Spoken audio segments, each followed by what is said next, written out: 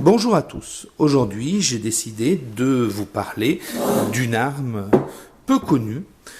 Il s'agit du fusil allemand, le Kar 98 AZ. Alors, ce fusil, en l'occurrence le Kar 98 AZ, est de petite taille. Il était prévu à la base pour la cavalerie ou pour les troupes d'élite, et c'est un fusil qui est méconnu. Pourquoi? Parce que quand on parle d'armes de la Première Guerre mondiale, pour les Allemands, on parle essentiellement du G98. G98, c'est ce fusil qui est aussi grand que le Lebel, avec sa hausse escargot dessus, ou toboggan comme on l'appelle, et puis un garde-main beaucoup plus court. La culasse droite, alors qu'ici on est sur une culasse qui est déjà courbe. Alors, la particularité de ce fusil, celui-ci a été fabriqué à Danzig en 1911. Donc on voit qu'on est largement avant la guerre. Alors, cette arme était une arme qui va derrière être la base de référence pour la conception du K98. Alors quand je vous disais car parce que ils avaient décidé de le nommer ainsi pour carabine 98. Voilà. Est-ce qu'on le voit? Je ne sais pas bien. On va essayer. Voilà, Kar 98. Voilà. Donc cette arme, avec ce garde-main extrêmement long, ce quillon déporté, donc qui est la particularité, c'est pour ça qu'on dit AZ, parce qu'il y a eu quelques Kar 98 A. Le A, c'est le même fusil, mais sans le quillon. Voilà. Et après, ils ont rajouté le quillon de manière à ce que les fusils puissent être mis en faisceau. Voilà, donc on voit bien un guidon protégé par les deux oreilles. Il existe un couvre-bouche. Alors je ne l'ai pas, je ne peux pas vous le présenter. Et sur ce fusil, on pouvait adapter les différentes baïonnettes disponibles, que ce soit la langue de carpe ou que ce soit, comme j'essaie de vous le montrer à l'instant, celle-ci. Voilà. Donc, voilà, pour donner une idée, voilà ce que donne le fusil avec sa baïonnette. Donc c'est une très belle arme. Alors celui-ci a vécu, bien sûr. Par contre, son canon est en excellent état, et donc ce qui est fortement appréciable lorsque l'on souhaite tirer au stand.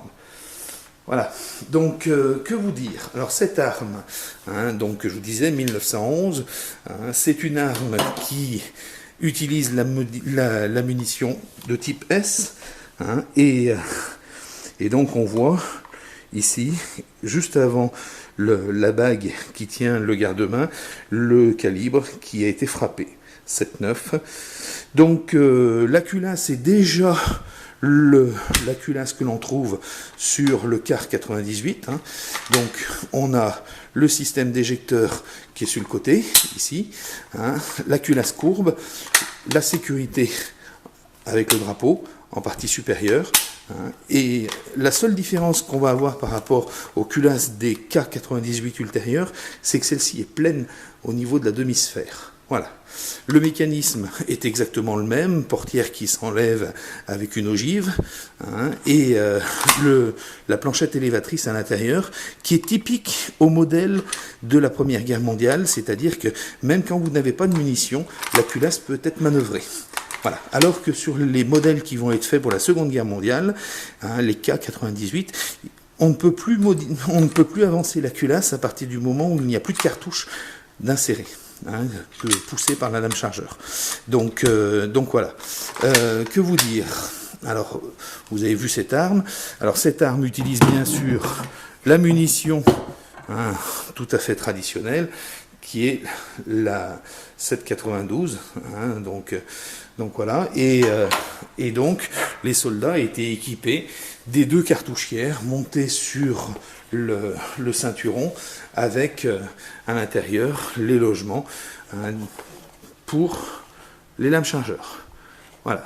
Donc ça vous donne quelques indications sur les armes de la Première Guerre, et en l'occurrence les armes courtes que l'on pouvait trouver face à nos fusils Lebel. puisque on est 1911. 1911, la guerre va éclater en 14. Nos soldats sont équipés, dans le meilleur des cas, eux, du fusil Lebel, et face à eux, les troupes d'élite sont équipées de ces petits fusils maniables et qui utilisent la même munition que les G98. Voilà. Donc les munitions étaient fournies aux fantassins dans des boîtes carton, et eux se chargeaient de remplir leur cartouchière. Voilà.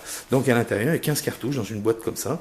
Donc celle-ci date de 1937, mais en 14, c'était exactement la même chose. Elles étaient pourvues, elles étaient fournies en dotation aux soldats. Voilà. Et les cartouches sont à l'intérieur.